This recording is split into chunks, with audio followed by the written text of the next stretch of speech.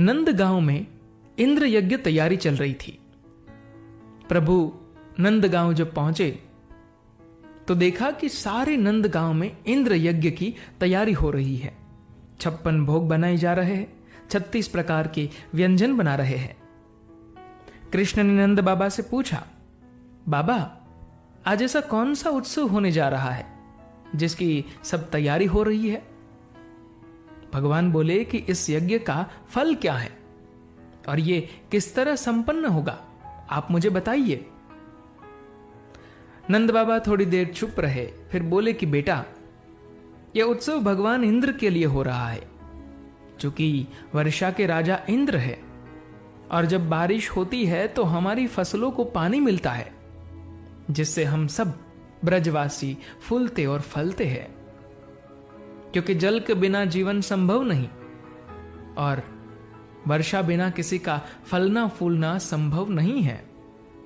इंद्र हमारे सुख दुख का दाता है, इसलिए हम ये यज्ञ इंद्र भगवान के लिए कर रहे हैं।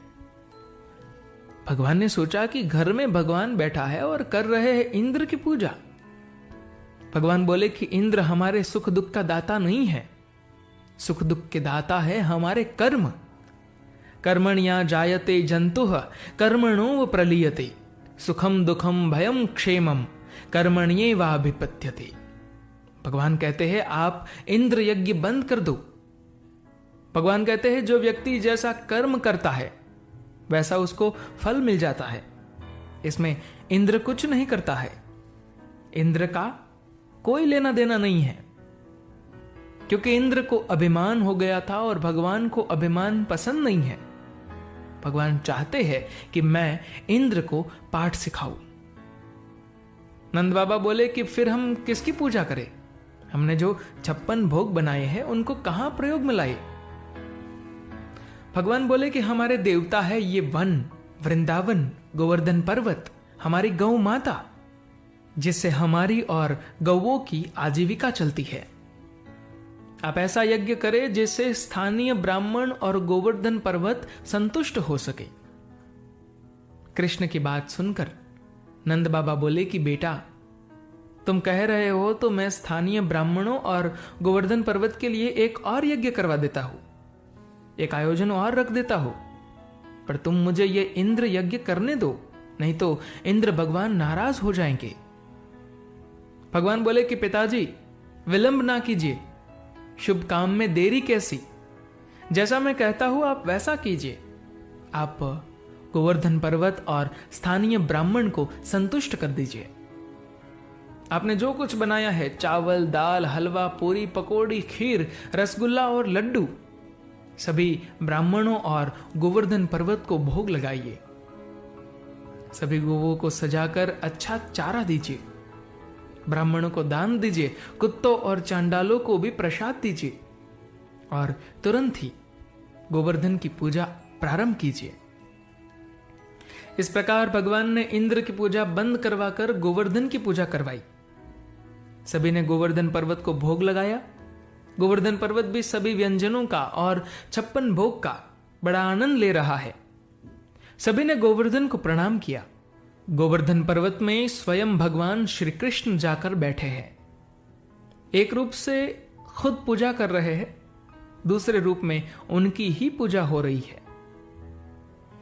जब इंद्र को पता चला कि कृष्ण ने मेरी पूजा बंद करवा दी है तो नंद बाबा आदि गोपों पर बहुत क्रोधित हुए। इंद्र को अपने पद का बड़ा घमंड था।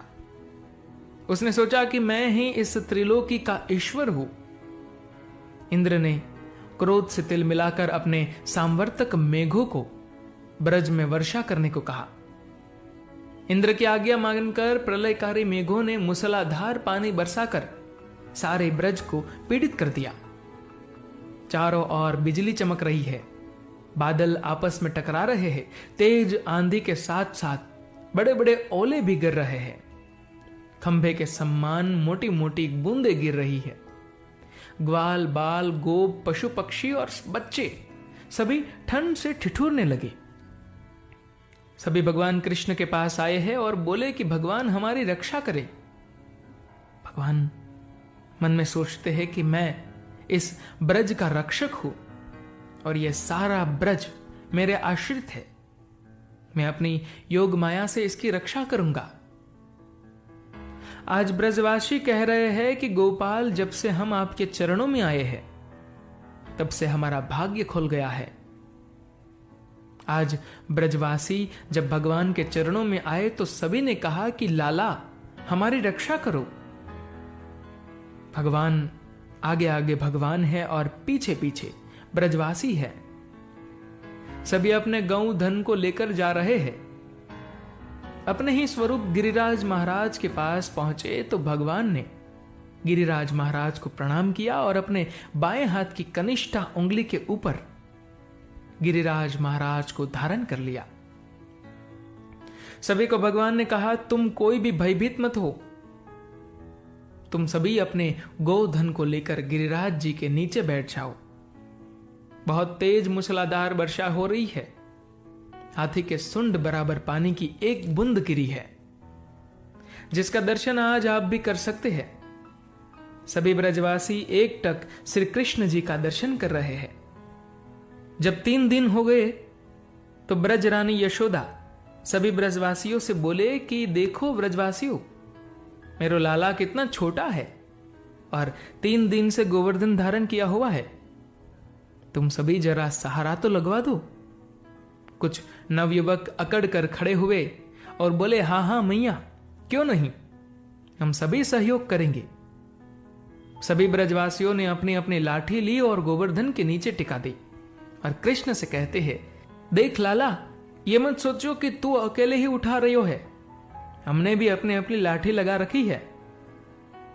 भगवान मंद मंद मुस्कुराते हुए बोले कि हाँ ब्रजवासियों, कछु माखन का बल बढ़ियो, कछु गोपन करी सहाय, श्री राधे जू की कृपा ते मैंने गिरिवर लियो उठाई। भगवान कहते हैं, जो मैंने गोपियों के यहां चुरा चुरा के माखन खाया उसकी शक्ति है, और कुछ गोप भी मेरी मदद कर रहे हैं। पर अंत में भगवान ने रहस्य खोल दिया कि श्री राधा रानी की कृपा से मैंने गिरिवर उठा लिया है।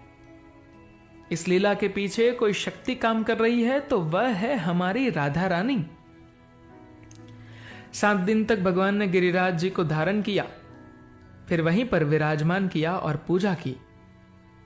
फिर सभी ब्रजवासी अपने अपने घरों में गए तो देखा तो सभी ब्रजवासियों को बड़ा आश्चर्य हुआ कि इतनी वर्षा हुई तो वर्षा का जल कहां गया, और सभी वस्तु ब्रज में यथावत थी।